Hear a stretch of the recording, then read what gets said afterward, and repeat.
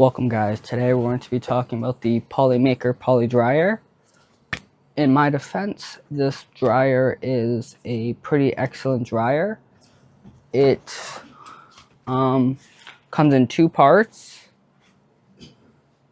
and it also combines as a filament dryer box.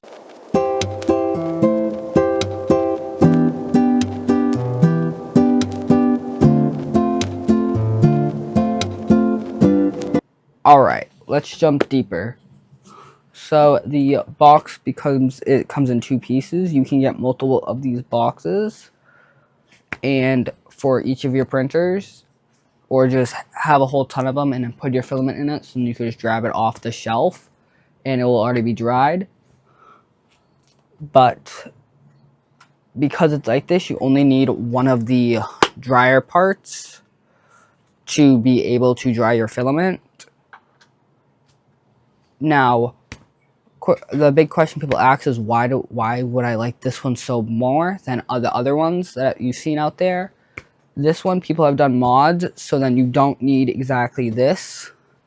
They've done it with cereal boxes, and which combines like this, but it's more cheaper and affordable. This is why more people like this dryer than most. They also can make a container for desiccant drying, so you can dry your desiccant, so then you don't have to worry about you having to buy more desiccant or all that stuff. Also too is that 3D SOS has made a thing where you only need one of these to dry two boxes, which I do really like, and shout out to him.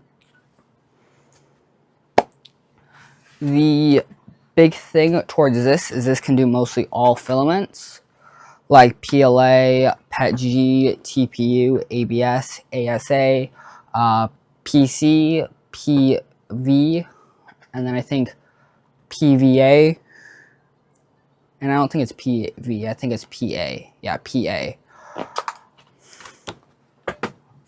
And also the fun part about these boxes is you see that like the covers, it comes with covers to be able to make it into a dryer box.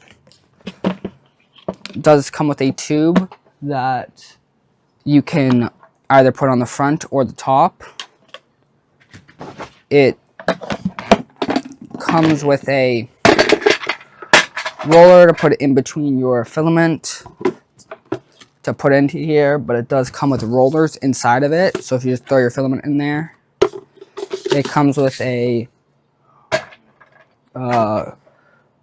humidity detector and the desiccant that goes into here.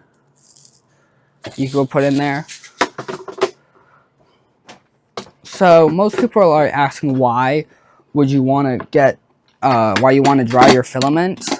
Now, drying your filament is important if you don't want blobbing or any of like imperfections in your print that might be caused due to your filament being having moisture in it.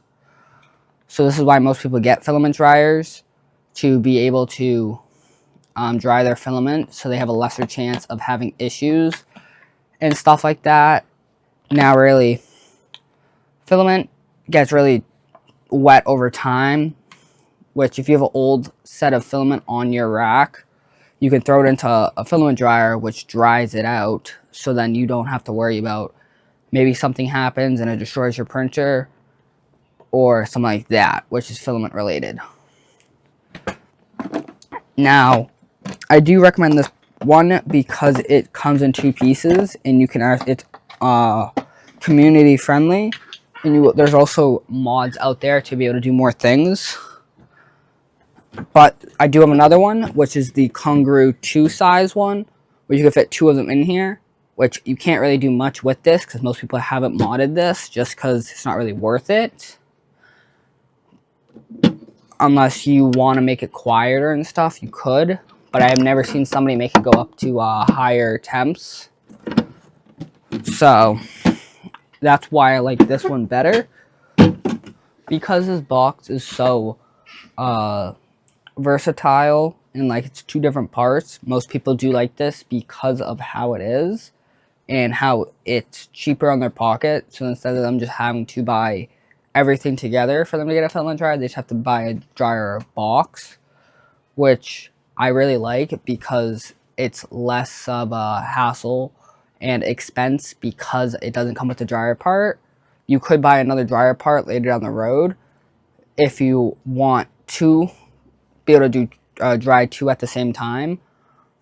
But what I have going on is that I like it like this just because I can take the box off of it, put it inside my enclosure, and not worry about my filament not being dry. So thank you for watching, and see you guys on the next one. Please comment below if you guys want to see more things like this, and leave subscribe and turn the bell on to be notified for any more videos like this.